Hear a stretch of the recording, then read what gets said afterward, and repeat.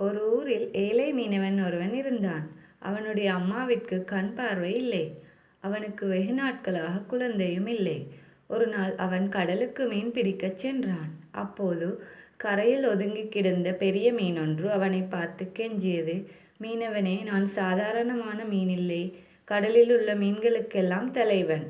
ஆழ்கடலில் வசிக்கும் நான் ஒரு பெரிய அலையில் சிக்கி இந்த கரை பகுதிக்கு வந்துவிட்டேன். இப்போது நீந்த முடியாத அளவிற்கு மிகவும் சோர்வாக உள்ளேன். எனக்கு ஒரு உதவி செய் மீனவனே. என்னை பத்திரமாக ஆழ்கடலுக்கு கொண்டு போய் சேர்த்துவிட்டால் உனக்கு ஒரு வரம் தருவேன். மீனவன் அந்த மீனை தூக்கி படகில் போட்டான்.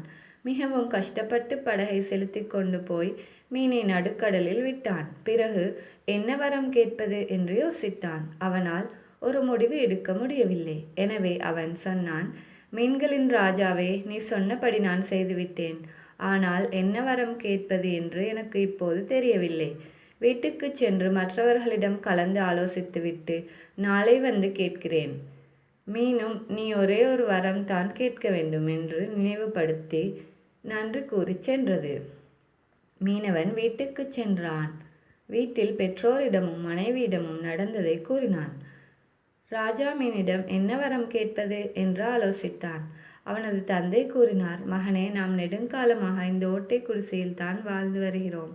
நமக்கு ஒரு நல்ல வீடு வேண்டும் என்று ராஜா மீனிடம் கேளேன். அடுத்ததாக அவனது அம்மா சொன்னார்கள், மகனே, எனக்கு கண் தெரியாமல் மிகவும் சிரமமாக இருக்கிறது. என் கண்கள் பார்வை பெற வேண்டும் என்று அந்த மீனிடம் கேள். கடைசியாக மனைவி கேட்டாள், நமக்கு திருமணமாகி பல வருடங்கள் ஆகிவிட்டன. இன்னும் நமக்கு ஒரு குழந்தை இல்லை. எனவே அந்த மீனிடம் நமக்கு ஒரு குழந்தை வேண்டும் என்று கேளுங்கள். மறுநாள் அந்த மீனவன் கடலுக்கு சென்று ராஜா மீனிடம் ஒரே ஒரு வரம் தான் கேட்டான். அந்த ஒரு வரத்தில் அவன் பெற்றோரின் ஆசையும் அவன் மனைவியின் விருப்பமும் நிறைவேறின. அப்படி அவன் என்ன வரம் கேட்டான்?